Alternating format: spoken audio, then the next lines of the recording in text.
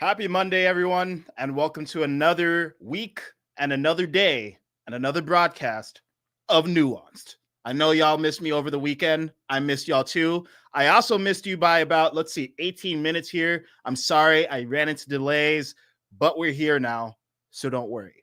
We have two stories that we're going to talk about. One is actually an international story. Now, typically, I don't talk about international events too much because I tend to just view my life and my role in being a sense maker as providing an American perspective on issues that directly affect America. But this thing that happened in France really bothered me. And I think it's indicative of a larger trend of the West that I want to direct your attention to. And also because I think it's very similar to what we just saw happen to Trump and nearly destabilize democratic institutions in this country. So we're going to talk about the banning of Marine Le Pen, one of the most popular, in fact, the most popular French presidential candidates, from even running for president in 2027. And then we're also going to talk about some of the recent fraud, waste, and abuse that DOGE has revealed as of literally this morning. So excited to jump into all of this. So first, let's talk about what's been going on in France. And we're going to basically be talking about what appears to be the decline of democracy in the West. Today, Marine Le Pen, a French politician who is leading in the polls in France, was just hit with an embezzlement charge by the European Union. So keep in mind, the European Union is not the French government, right? This is a unifying, centralized body that sits on top of Europe that's levying this claim against a French politician specifically. And this is the latest in a trend of political opposition in Western or Western-style democracies getting banned from even participating in elections. Now, what happened here specifically is Marine Le Pen is being accused of embezzlement and corruption. And basically, the thing that they're technically citing is that she violated campaign finance laws. But if you look into some of the details of the case, it's not so cut and dry because they're essentially saying that she used money on members of her staff for them to do things that that money shouldn't have been used for. And she's arguing that they were doing things that were related to her parliamentary procedures. And it's essentially sounding like a technicality. Frankly, this sounds very similar to when Trump was hit with the Stormy Daniels charge for basically paying a porn star hush money so that she wouldn't talk about politics. And ethics aside, this doesn't feel like some huge deal, certainly not deserving of a felony. But the way that the courts tried to make it grounds for him maybe even being disbarred from being able to run in the election was saying, oh, well, this was intentionally used to manipulate the election results, which I think is like a stretch. I mean, it wouldn't be the first time that a politician paid a porn star or someone that they cheated with, allegedly, to just not talk to the press. How do we know that? Because it happened with John Edwards. You guys remember John Edwards, the Democratic presidential candidate? I think he ran against Obama. Not sure exactly what election, but he literally got a woman pregnant and tried to pay her to not talk about it. And he was not hit with a felony. So the whole thing felt like it was trumped up charges, pun intended. So in this specific case, what confounds things even more is that normally Marine Le Pen would not even necessarily be banned from running for president for this charge. But in this case, and I say this verbatim, the court said that because there's a risk of democratic protests, I'm not making this up, there's a risk of protests. As a result, they're going to ban her from being able to run in the presidential election. When under normal circumstances, what would happen is a charge is pressed against Marine Le Pen, and then she gets a chance to appeal it. And during that appeals process, the ban isn't actually enacted because, you want to be tried and you want to have an opportunity to state your claim. But no, they said, no, because there's a risk of protests, we are just going to ban you from running for president. The most popular candidate in France.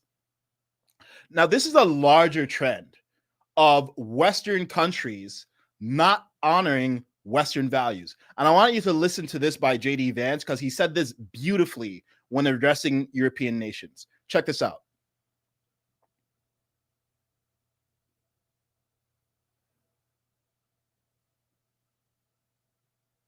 entire defense is subsidized by the American taxpayer. There are thousands upon thousands of American troops in Germany today. Do you think that the American taxpayer is going to stand for that if you get thrown in jail in Germany for posting a mean tweet? Of course they're not, right? So the point that I try to make to our European friends, and I think that they're our friends, I believe that, I know President Trump does, is that friendship is based on shared values. You do not have shared values if you're jailing people for saying we should close down our border. You don't have shared values if you cancel elections because you don't like the result, and that happened in Romania. You do not have shared values if you're so afraid of your own people that you silence them and shut them up. Just beautifully said. European Western democracies no longer seem to be operating like democracies. This is not the first or even the second or even the third such instance. Okay, so in the last few years, we've seen in Romania, they banned the main opposition from running for president. They threw out election results because of Russian interference. Sound familiar? In France, now they're banning the opposition from running for president when the opposition is the most popular party representing the will of the people. In Germany, they are currently trying to ban the second most popular political party, AfD, from even existing. And in Brazil, not European, but still democratic, at least in name, they banned the main opposition again from running for president. What's going on here? In every single one of these cases, the opposition had widespread grassroots support. And in all of these cases, there's a pattern. The country's establishment will adopt far left policies like open borders or environmental and social good policies. And these things always sound good, right? Like it pulls at your bleeding heart. Oh, of course we should allow people from third world countries into the country because where else are they going to go? Of course we care about the environment. Of course we care about social good and social justice. It always sounds good, but consistently the result is national decline. That's what's happening in Germany. That's what's happening in France. That's what's happening in England. But when opposition points out, hey, these policies are not actually making the country better. We have higher rates of crime. We have an economy in decline. Germany's reliant on Russian natural gas instead of having their own vibrant energy ecosystem. No, when people point that out, that these far left policies are not working, they're called far right. That's step two. You cancel the opposition by calling them far right, and the Western media is in lockstep with this label. It's not just here in America. No, in Europe, they have Guardian. They have BBC. Just like New York Times and CNN are actually leftist publications pretending to just be interested in the truth. No, this is happening all across the West. And then the third step is that far right party gets grassroots support. Sometimes they even get more support than the political establishment. So now that they see that the people actually support this far right movement, that far right movement or the figureheads of that movement get hit with a legal charge. And that legal charge prevents them from even running for office. It prevents an actual democratic procedure to decide who runs the country. No, one party just decides, the other party is extremist, far right, Nazis, racist, white supremacists, and just quashes it in the courts. They tried to do that in America. Fortunately, Elon bought X. We have the First Amendment, and we got the Second Amendment so that we can defend the First. But guess what? In Europe, they don't have that same level of protections. They've inherited some things from America as the younger, more hip Western democracy, but they don't have that enshrined in their DNA. So I'm actually scared for my European brethren. I don't know what they can actually even do. They don't have the same level of free speech protections. They certainly don't have the same level of gun rights. What are you going to do if your government just takes away all your weapons? In Britain, they just banned ninja swords. I don't even know if that term makes sense. Aren't they samurai swords? I guess ninjas kind of had swords, but I think that's more of a samurai thing. But they're literally banning like swords. It's like, what are you going to do when your local government takes away your right to speak, takes away your right to defend yourself, and then actually creates a totalitarian police state? And that's what happens when you go too far right or too far left. You get totalitarianism. You get the judicial system actually being co-opted by a totalitarian agenda and squashing the resistance. You know, sometimes I'll ask on X, you know, hey, like Europeans, what do you think of this weird thing that I just saw that your government is doing, like locking people up for headlines on X and basically expressing dissent? I don't even hear from them. And part of it is because I'm sure I have a mostly American audience, but part of me wonders, do they even feel safe to speak their minds? If you're a European right now, can you even speak your mind in public on the internet without fear of retaliation? I don't know.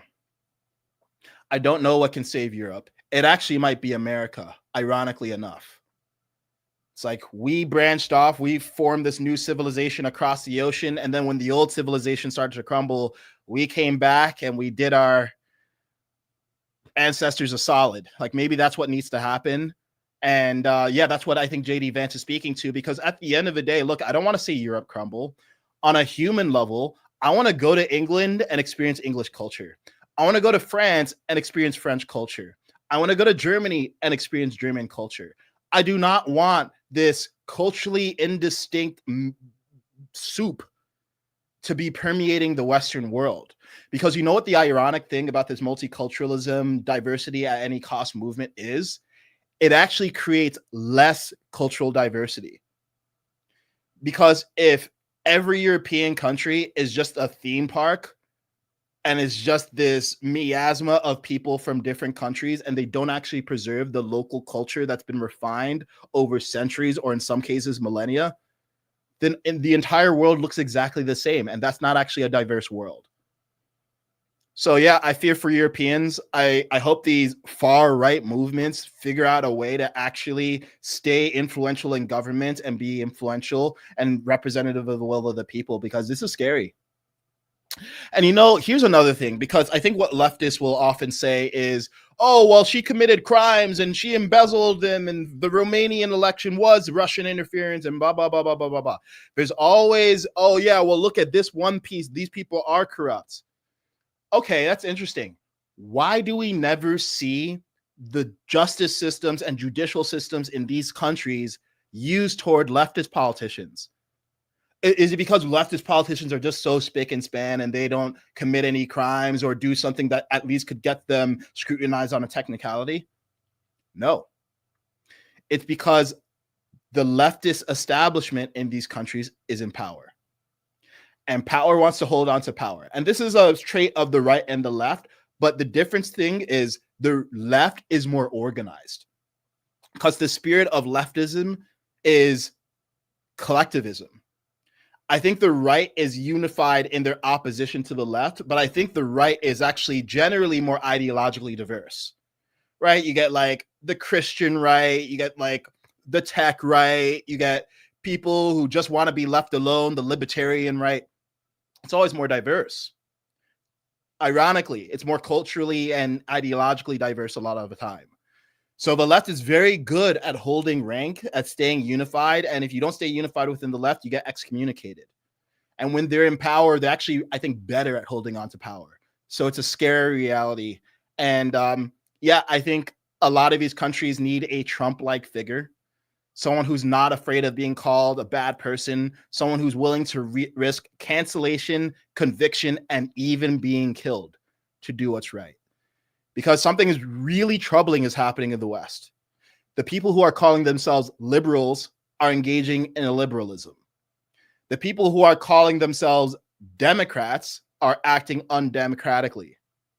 And the people who are claiming others are a threat to democracy are actually stifling democracy. And I think what is happening at a higher level here is there's this deeper struggle between two fundamentally different worldviews of globalism and nationalism.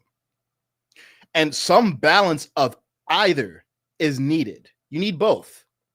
But we've gone too far in the globalist direction over the last few decades. We espouse these ideas like free trade and open borders, and it sounds like freedom. It sounds like progress, but when you go too far in either direction, you actually restrict that. And now people are realizing, hey, we actually need some degree of nationalism.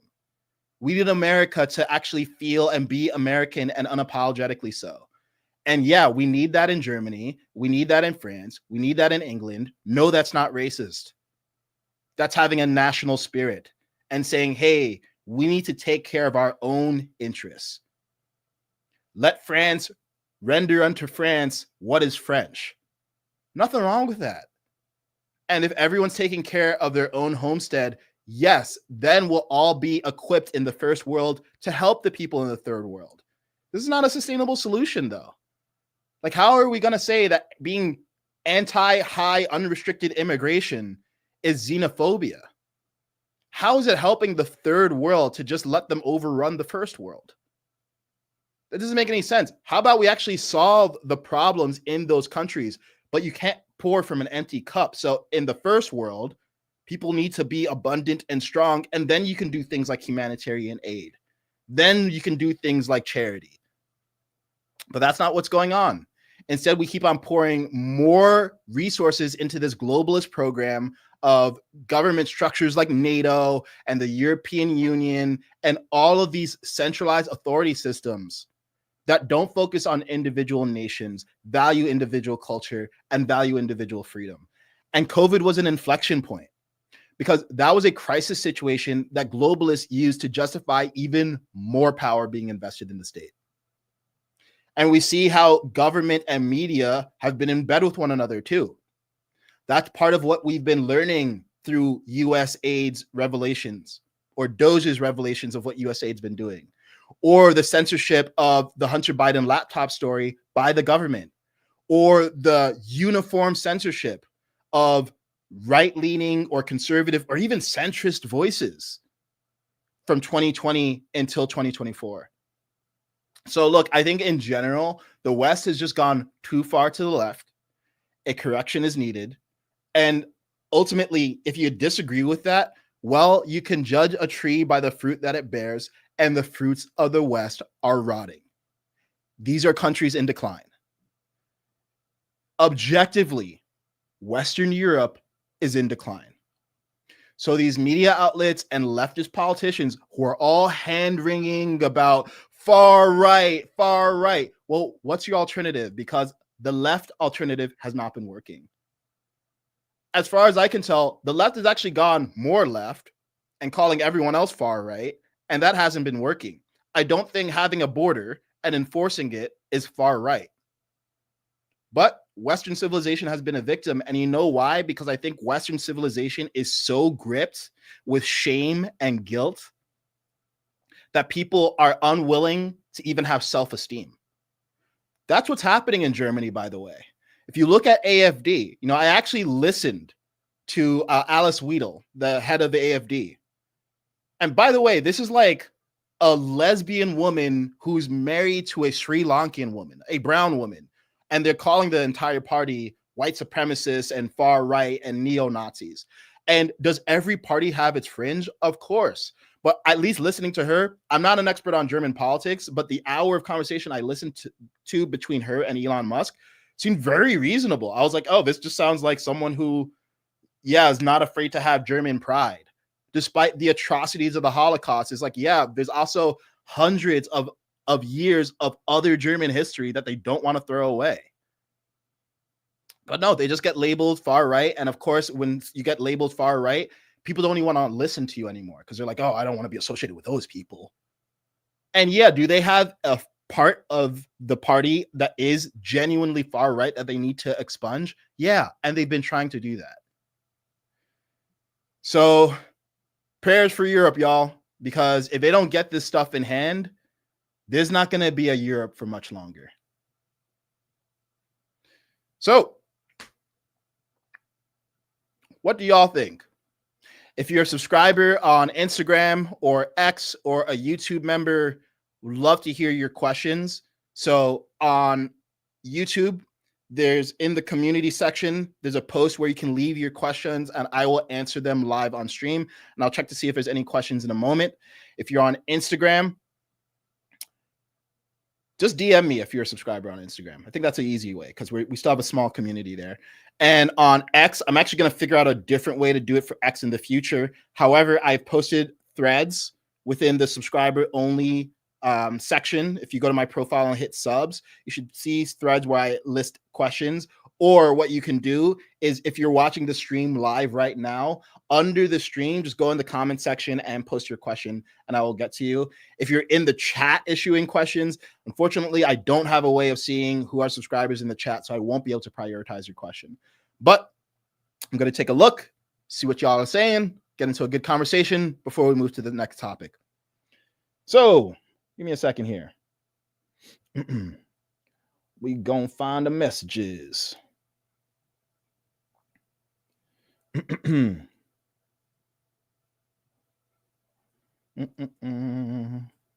And also, if you're a subscriber and you don't even have a question, but you're just supporting me, I really appreciate you. It feels really good to see the reception that my message is getting.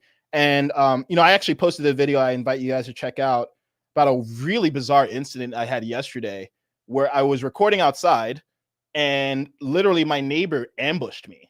Like he came over to my fence, looked over my fence, didn't say anything. I was just like standing there like, hello. Then he walks into my garage. The garage is an entrance to my property. He walks into my property and starts lecturing me and in an accusatory term, slinging around Trump supporter and Fox News as if these, I mean, in his world, it sounded like a curse word. And he did that in response to overhearing me say certain things in a video that I was recording.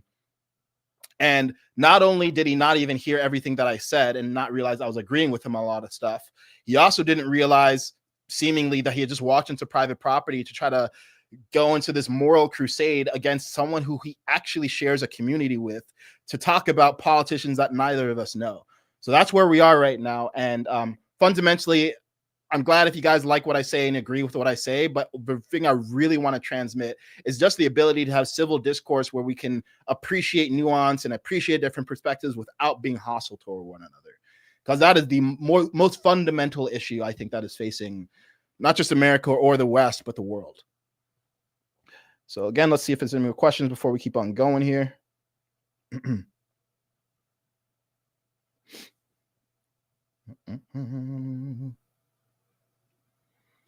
Okay, I think we're good.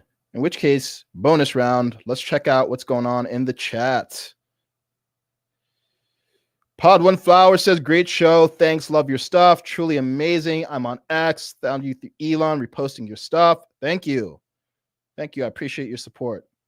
Ooh, we got a French person here, or French American at least. Agnes Haman says, I am French American. She was supposed to win the next election. Yeah, she was the most popular candidate. At the congressional elections, the right and the left and the far left withdrew their candidacy from one another. Man. So sad. If the governed can just have their interests waylaid by their government, the government should not tolerate their government anymore. Like seriously, the government is supposed to serve at the will and consent of the governed. So if I'm French, it's ironic, right? Because the judiciary authority who levied this ruling said, oh, we're just going to ban her because we don't want civil unrest. Well, now you've just given your people the best reason for civil unrest. So I hope the French people protest in the streets. I hope they make it really, really clear how they feel about this. This is insane. And actually, I would say maybe spiritually, the French ethos is actually closest to the American ethos when it comes to individual liberties and freedom, right? The French Revolution, I could say, is probably the spiritual predecessor for the American Revolution. So I hope they really make it heard. But yeah, they don't have a First Amendment and Second Amendment, so I don't know how much they can actually do. VI Review says, do you think the political pendulum will start swinging back across Europe? I think it has been. I think you're seeing that with AfD. I think you're seeing that with, you were seeing that with Marine Le Pen. There are some leaders in Europe who still seem to adhere to common sense, like Viktor Orban in Hungary, or is it Angela Meloni in Italy, and then the Polish head of state who's been like, yeah, I don't care if you call me racist. Yeah, the Polish people don't want a ton of immigration here, so we're just gonna like close our borders and enforce that. So there is a movement of people. I think the problem is that the people are not being listened to. I think there's a lot of centralized authority in Europe, and they're just ignoring what their people want, and it's really sad to see. And I think we're seeing this, by the way, in the world more generally.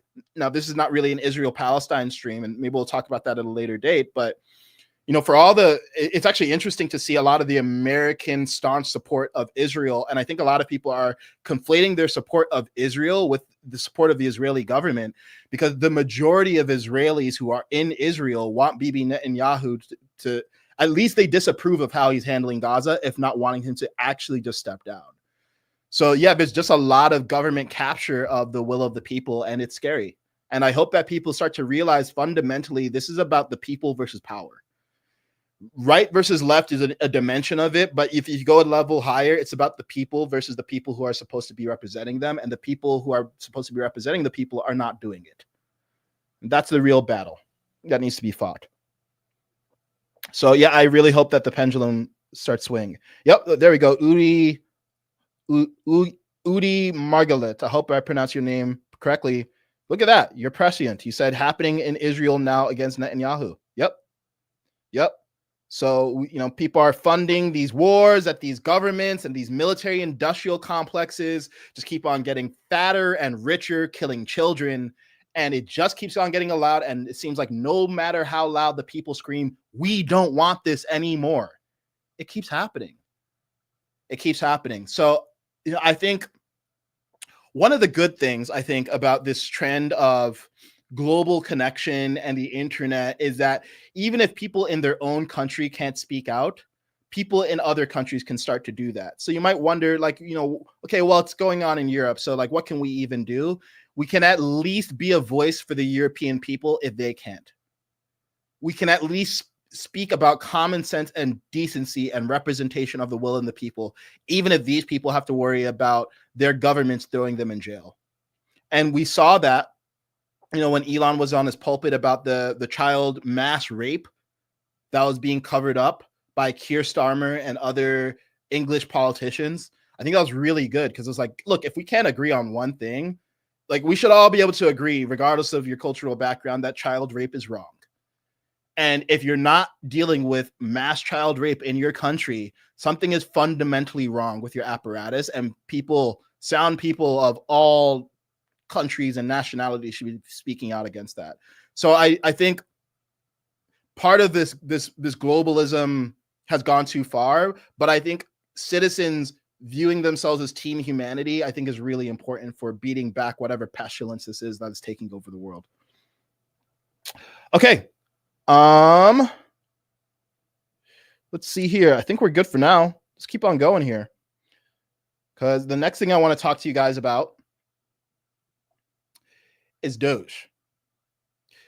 The last few days of revelation from DOGE have given us extremely specific details that confirm what many of us have suspected for a while now. The US government is full of waste, fraud, and abuse. So first, let's talk about the fraud. Today, Antonio Gracias, a self-made billionaire and friend of Elon Musk, walked us through exactly how under the Biden administration, illegal immigration, voter fraud, and Social Security are linked. I want you to watch this.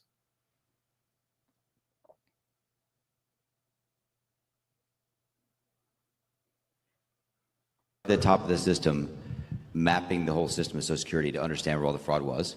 And there's a lot of great people there that showed us really a lot of waste. And so that came up with a big list of stuff they're working on. You've heard some of that already. But this is what jumped out at us. When we saw these numbers, we were like, what is this?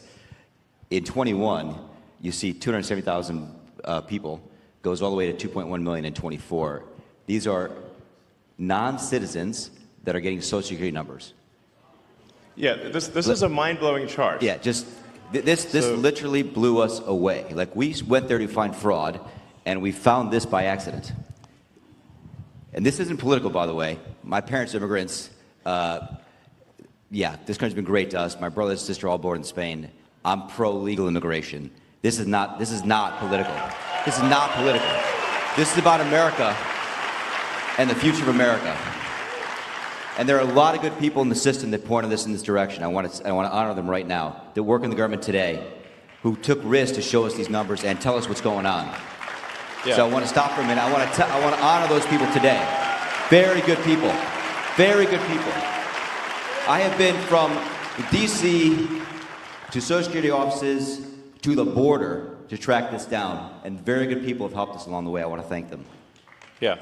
This number, what this is when you come in the country, if you're illegal, there's a couple ways to come in. You come in through a port of entry, and you can tell them you're afraid, and they'll give you an asylum case.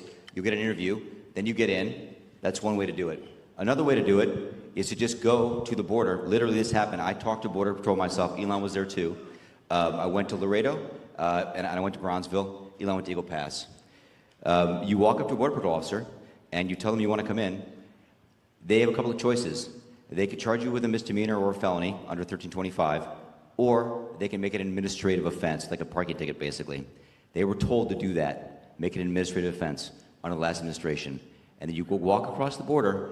They do what's called a release from your own recognizance, and they give you an NTA, a notice to appear, which to appear to judge.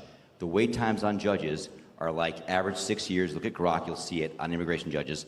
There's only 700 of them. This is 5.5 million people, okay? So what happens then? Once you're in the country and you got asylum through one of these pathways, and we map the whole thing out, you can apply for a work document. You file a 765, it's the work form. You get this form called the 766, that's the authorization, and then Social Security Administration automatically sends you in the mail your Social Security number. No interview, no ID.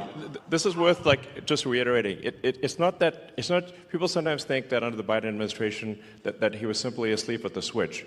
He wasn't asleep. No. They weren't asleep at the switch.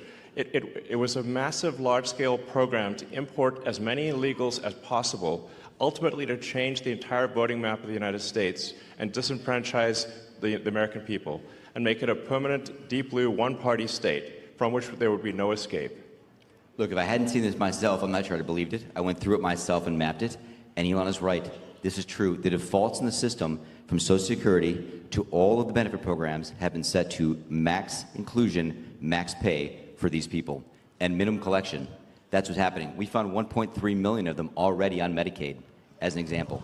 We've gone through, on every benefit program we went through, we found groups from this particular group of people, this 5.5 million people, in those benefit programs. And then what was really, really disturbing us was why. We're asking ourselves why. Right. And so we actually just took a sample and looked at voter registration records.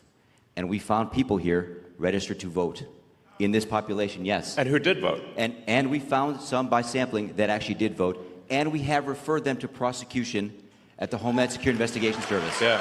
Already, that is already happening.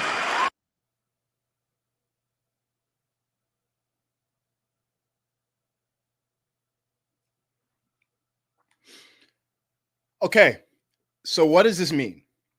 Let's break down exactly what we were just told.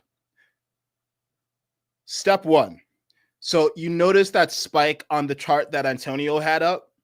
That shows that the Biden administration allowed people to enter the country illegally in increased numbers prior to the 2024 election. Whether it was by design or incompetence is a question, but what is not a question is that there were increased numbers of people entering the country illegally prior to that election. Step two, the administration gave many of those illegal immigrants a light slap on the wrist instead of a misdemeanor or a felony. And effectively, they got to stay here for years without consequence. And the way this works is that those illegal immigrants, rather than being turned away, which would be the ideal thing, or getting charged with a felony, they essentially just got an administrative offense, which is like a parking ticket. And they would just have to show up at a court hearing that might not happen for a long time, maybe even years, because the court system is so overwhelmed.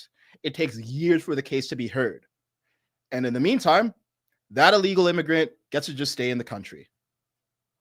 Step 3, assign them a social security number so that they can get Medicaid and other benefits using taxpayer money. And here the rejoinder is often, oh, well, they don't get full benefits and they pay taxes. Yeah, illegal immigrants do pay some taxes. That's a fair point, but it's not as much as they receive in benefits. The Heritage Foundation estimated that the average unlawful immigrant household receives about $25,000 in government benefits and services while only paying about $10,000 in taxes. So that's an annual fiscal deficit of around $14,000 to $15,000 per household. And I'll note that I get that Heritage Foundation is conservative leaning, but guess what? When I did the research, I couldn't even find a left-leaning organization that actually would do an honest analysis of how much illegal immigrants get in government benefits and services. They only focus on how much they pay in taxes. So I tried to find both sides.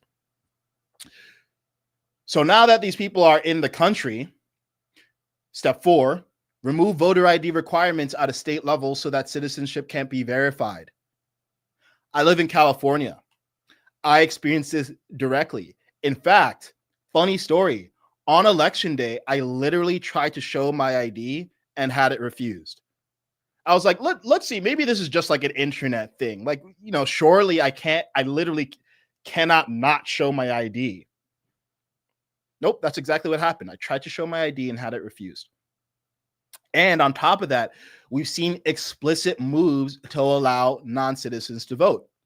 In 2021, the New York City Council allowed approximately 800,000 non-citizens, specifically lawful permanent residents, but non-citizens, to vote in municipal elections, like mayor and city council.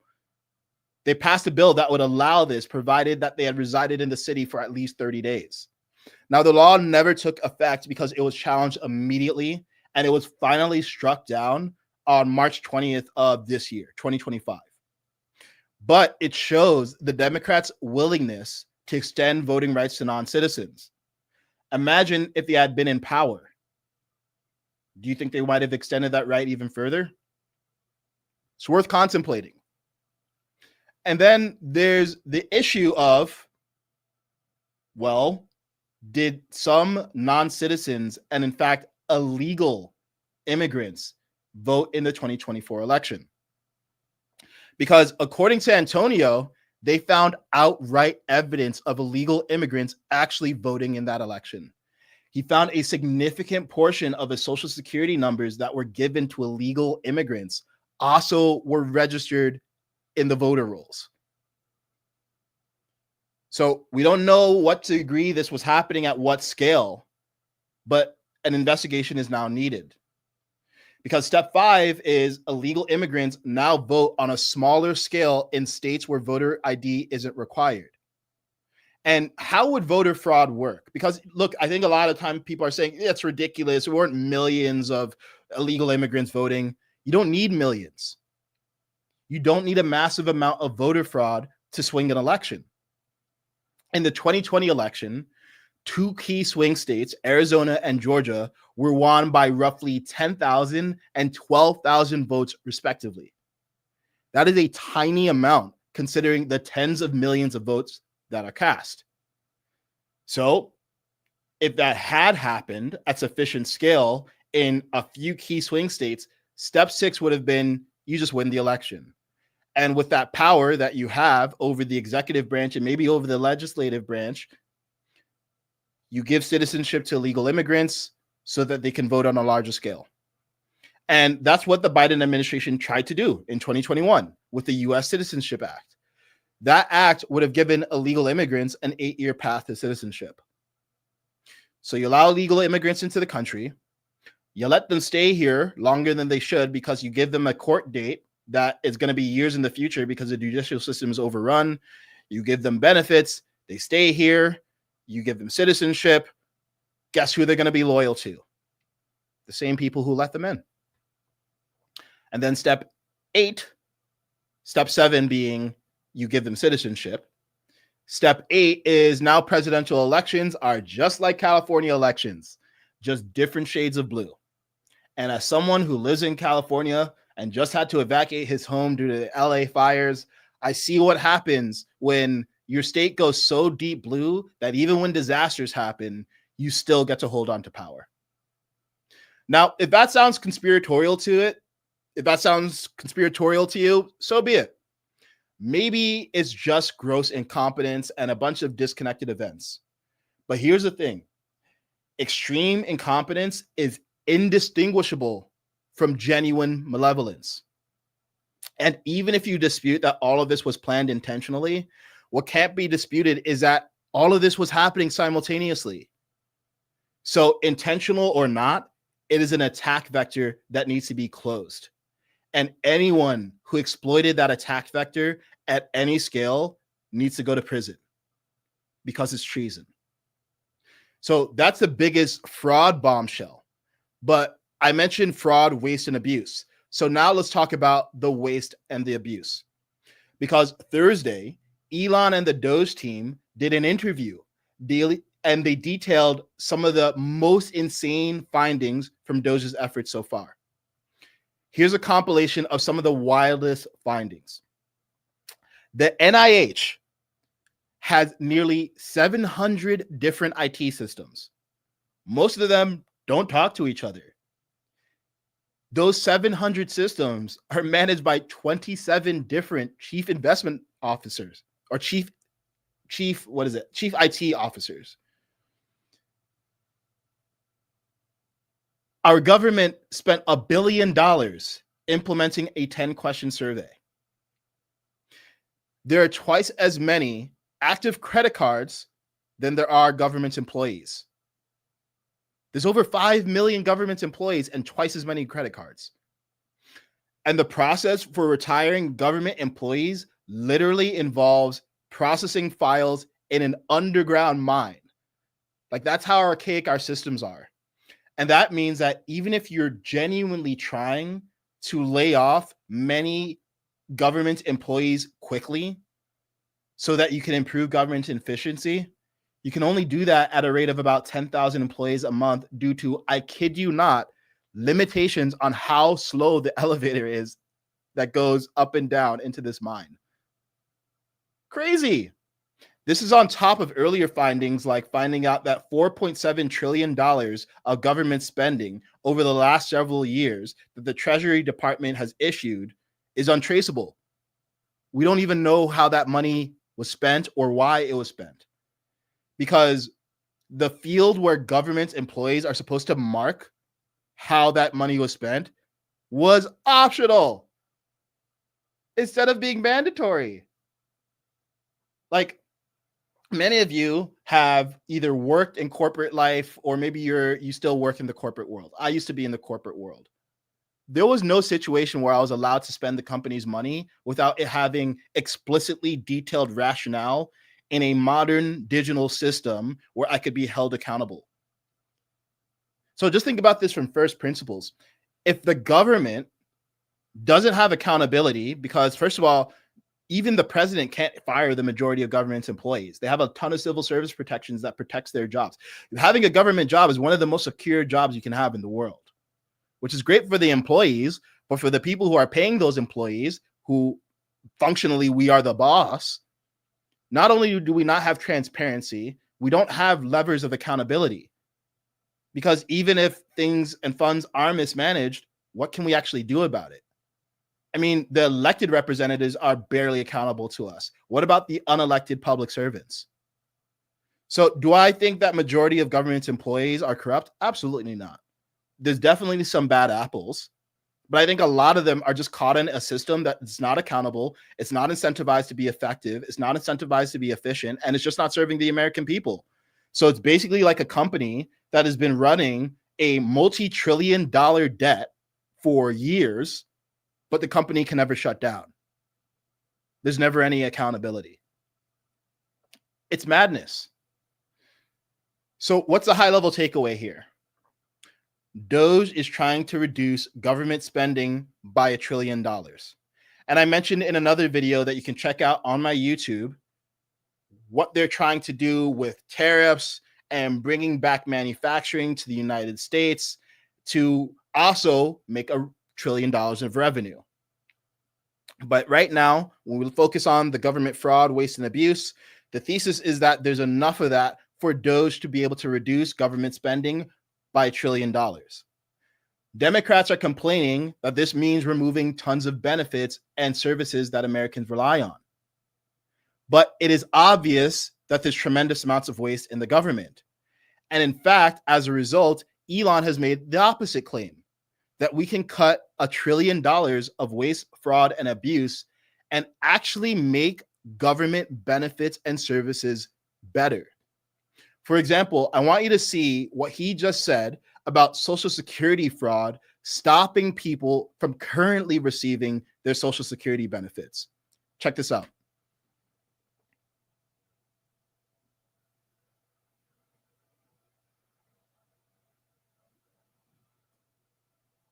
They steal people's Social Security is what happens.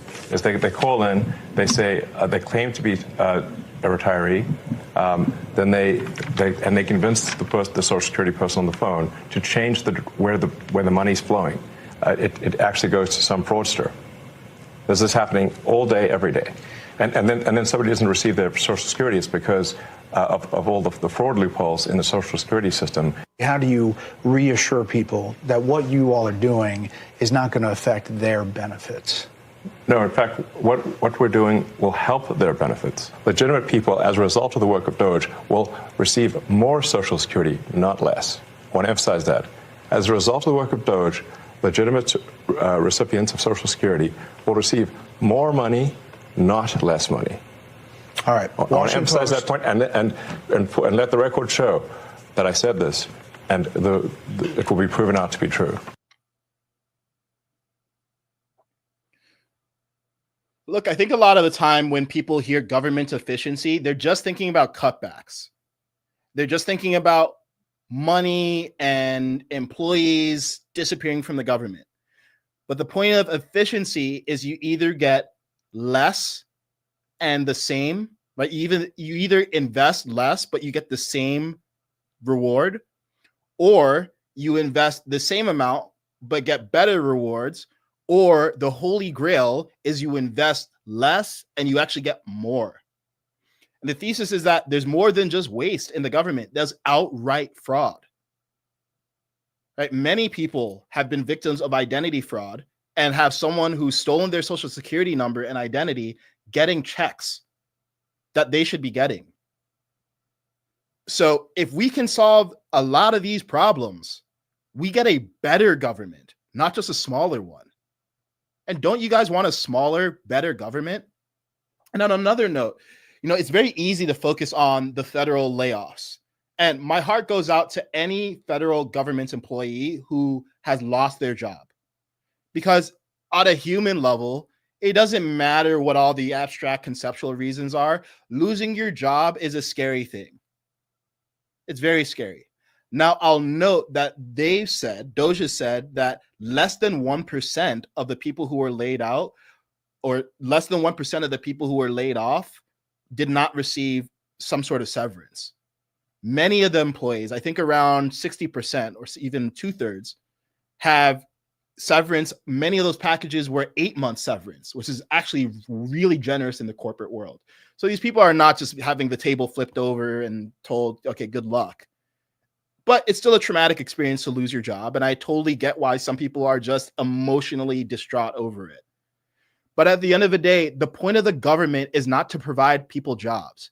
The point of the government, among other things, is to create an overall ecosystem where everyone has jobs and their needs met, but not be bigger so that we have more people in government. Like, that's not how we're supposed to be doing this thing.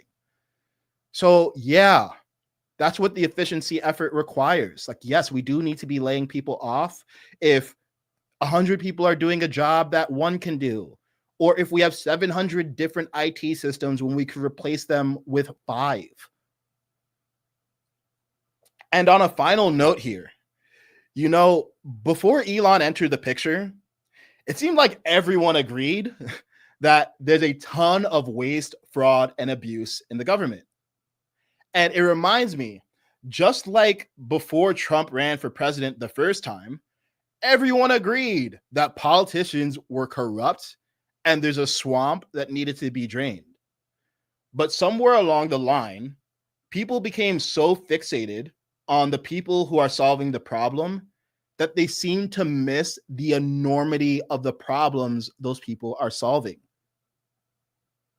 And another thing that's being revealed here is how much of this problem isn't simply a matter of slashing budgets. A lot of it is about outdated software and complicated money trails. So what does that actually mean? A lot of this is actually technological, technical, and coding problems. And that's why DOGE is so revolutionary. We've had 5 major efforts to create government efficiency since 2001. In fact, there's a great clip from 2011 of Obama announcing a DOGE-like effort to bring government efficiency, headed by your buddy Joe Biden. So it's no wonder it wasn't so successful, right? And none of those efforts, none of those 5 efforts have produced more than $25 billion of savings. So for all the things that people complain about DOGE for, having a bunch of self-made billionaires involved and young genius coders involved, those things that they're critiquing are actually DOGE's strength. Because if they can't solve this problem, who can?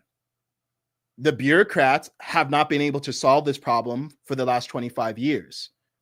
Many of these problems can be solved with just better systems. It's not about cutting some money here and cutting some money there. You need to re-architect these entire systems. So if Elon, the most successful technologist in the world, surrounded by a bunch of other geniuses who have made billions of dollars by delivering billions of dollars of value in solutions to humanity's problems, like one of the co-founders of Airbnb, he's involved. If these people can't solve this problem, who can? Joe Biden? AOC? Bernie Sanders? Who's going to solve this problem? Do you trust any of these politicians to solve this problem? So you don't have to like Elon. You don't like to have his approach. You don't like the fact that a bunch of 20-year-old coders are in the Social Security Administration databases. But if they don't solve the problem, I don't see who else can. So I hope that detractors of DOGE and Elon see this, because a lot of the fears that they have about his influence are vague and general, and the risks that are worth keeping in mind. It's important to have guardrails around anyone. And I understand the concerns, but a lot of these are vague, general concerns that fall away when you realize just how wasteful our government is and know the specifics of how they're wasting our money. So if you're watching this, the best thing that you can do as a citizen is share this info with people who don't know. Because in a vacuum of information, fear is what thrives. And you can do your part to help people who are in fear and talking about vague things like oligarchy and fascism, just to focus on specifics and ask them, hey, are any of these things that DOGE has uncovered things that you want your money going toward? any of these things. Okay, so you have general fears about the people. Do you have any specific concerns about the specific problems that they've uncovered? And better yet, do you have an alternative? Do you have a different person you can point to in the world and say, yeah, they'd be better equipped to solve these problems than Elon? They'd be better equipped to solve these problems than DOGE. If you don't have a better solution, then stop focusing on the people and start focusing on the bigger problem. Because we have approaching $37 trillion of debt, a consistent $2 trillion deficit.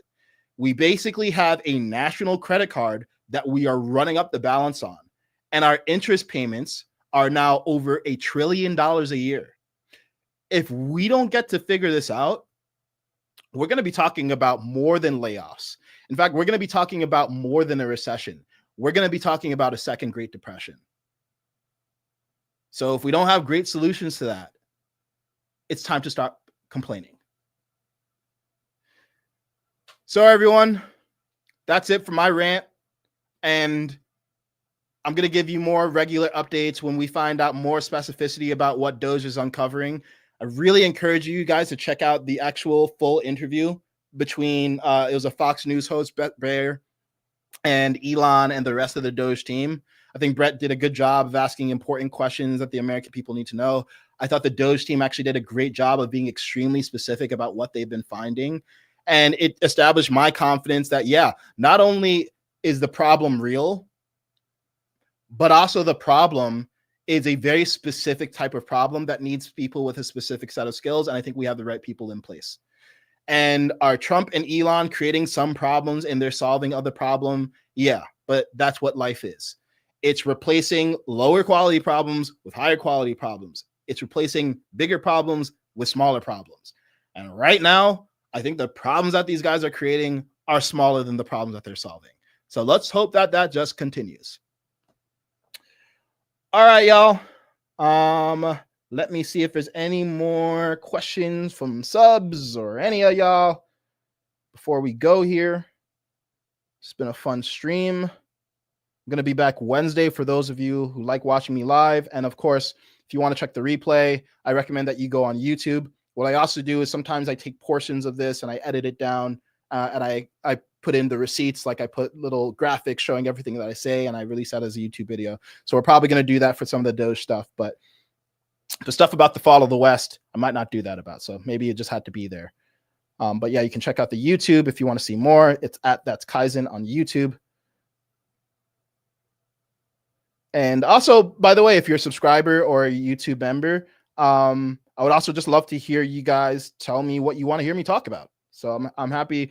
Like usually my approach is I talk on the day about things that have happened on that day or the day prior or in recent history. But I'm also happy to talk about big picture stuff because, look, I don't want to be like I respect that some people like me as their news source, but I want to talk about bigger picture things too. Because, look, honestly, I think we're spending and wasting a lot of time focusing on little things. Like a lot of the trans stuff it's relevant, right? And I certainly don't want children confused about being born in the wrong body, but we have much bigger issues that are facing us, that are existential issues, that are facing America and the entire planet. Like, for example, I want to talk about the declining birth rate in the first world. That is scary. Like, we got to have babies. We got to have kids, right? Like, that's kind of the whole point of, I think, being human. Like, if we can think there's any one objective thing that gives life meaning, it's creating more life. And we need to talk about those things. We do need to talk about colonizing the solar system and getting to Mars. I actually think that's a much more important thing that people are realizing. Yes, we do need to talk about the environment and climate change. Irrespective of what the reasons are for climate change, we need to adapt to a changing planet. So I do want to talk about these bigger things, but I find that it's easier to talk about breaking headlines because that's what people want to pay attention to. But I try to tie what's going on in the ephemeral, temporal goings on of the media and the news of politics to the bigger issues. So I do want to talk about bigger picture things too. And I encourage everyone to take the bigger view because I think a lot of this, honestly, I heard some interesting commentary from, who was it?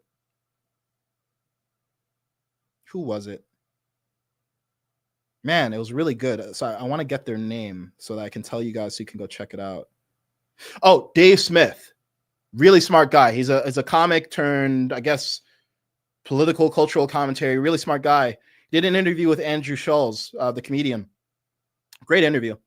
And one of the things he pointed out is, yeah, it feels like every time people start to focus on like the bigger issues, like the control of entrenched elites over the people, and how, yeah, it doesn't really feel like the society that we've constructed actually serving the people. It feels like it's like kind of functional for the people, but it really serves elites. And I think this trend toward global elites being served is increasing. It's like, yeah, every time that happens, we seem to get distracted by some like culture war. Like it was like gay marriage, and then it's like the trans stuff, and it's like this stuff again is relevant, but it's not the biggest stuff that we need to focus on. So I just encourage people, like, don't get distracted. And I had this incident that I recounted with my neighbor, like literally, I mean, he trespassed on my private property to try to lecture me and call me a Fox News watching Trump supporter, which he thinks is a curse word. And I was like, wow, like you are so locked in to the matrix, frankly, of get upset about this and get upset about that, and start viewing anyone who views things differently from you as not your neighbor, not your literal neighbor, but your enemy, that you're willing to trespass into private property to start lecturing me without asking me for what my opinions are, or getting curious, or even knowing what the hell I'm saying. So that's what happens when we are so distracted and led by our emotions. We start fixating on the little minor things rather than the bigger picture things that have truly existential consequences. And I encourage all of you, whether you're right, left, no matter what country you're in, don't get distracted, because there's a much bigger game at play. And as I said, I think this is about the people versus those who have power over the people.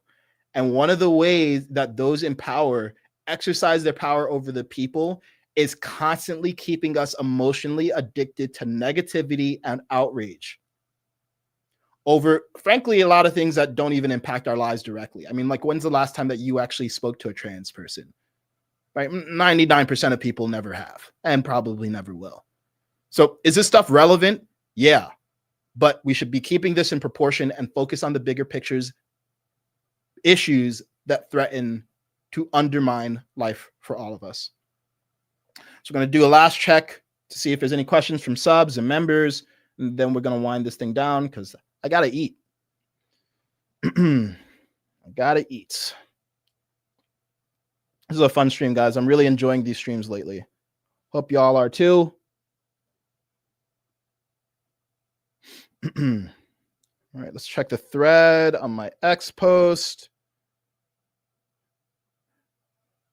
Go check the Instagram.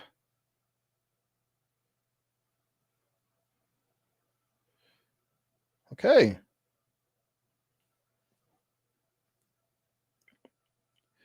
Okay.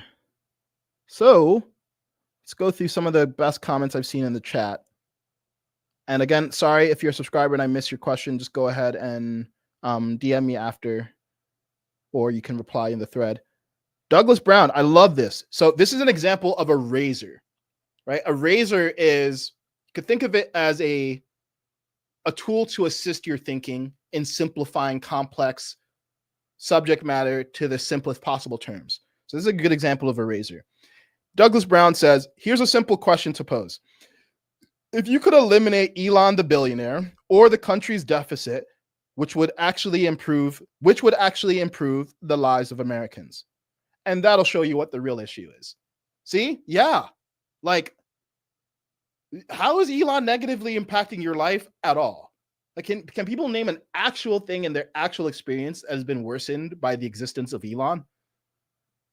Like, what's actually going on? You know what's absolutely worsening your existence, though?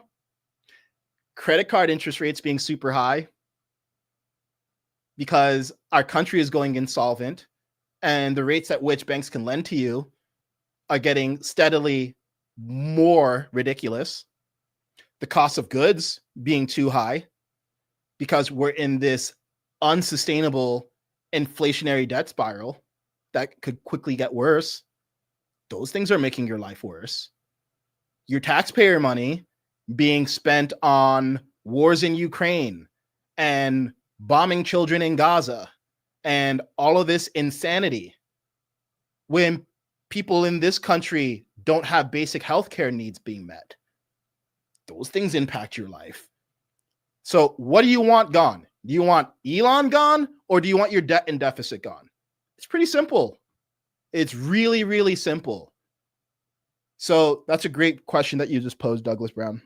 And some of this stuff, it just should be nonpartisan. And by the way, it's like, I want the Israeli people to be safe from Hamas. Like, I never want to see October 7th happen again. Right. And I want Ukrainians and Russians to live in peace. I don't want to see this stuff happen again.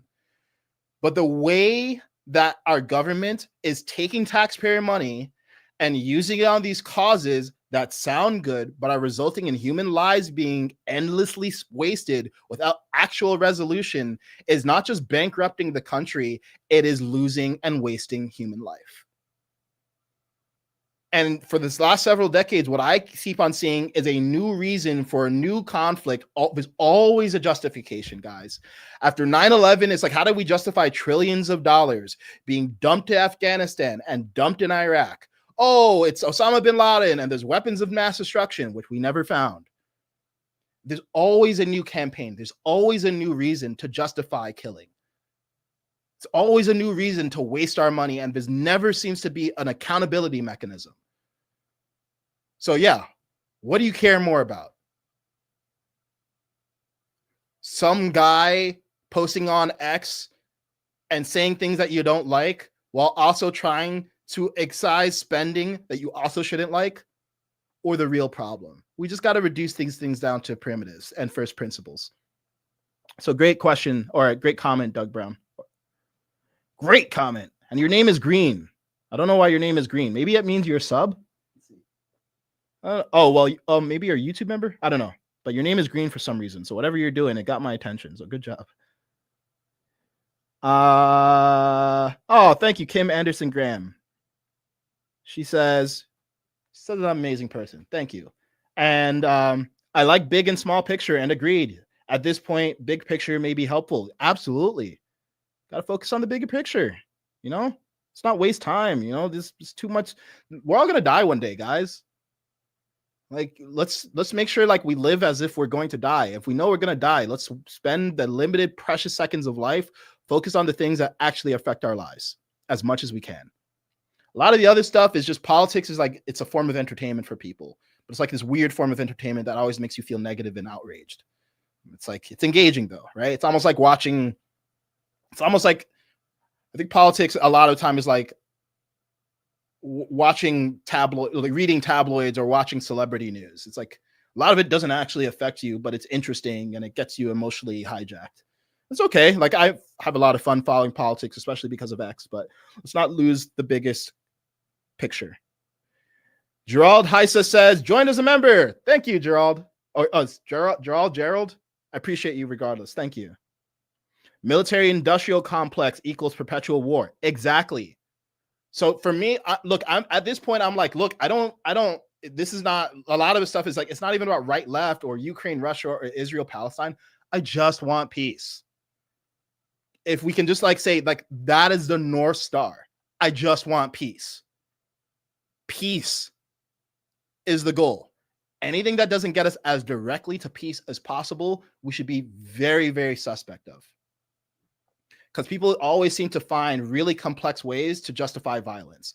And my fundamental philosophy is violence begets violence. You reap what you sow.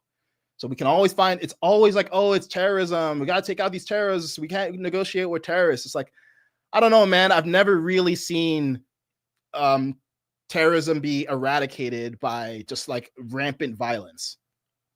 And even to the extent that we have done it, like you could say that maybe we de-radicalized Germany or we de-radicalized Japan after World War II. I think there's a reasonable argument there, but it was by converting the culture of the people, not just dropping bombs.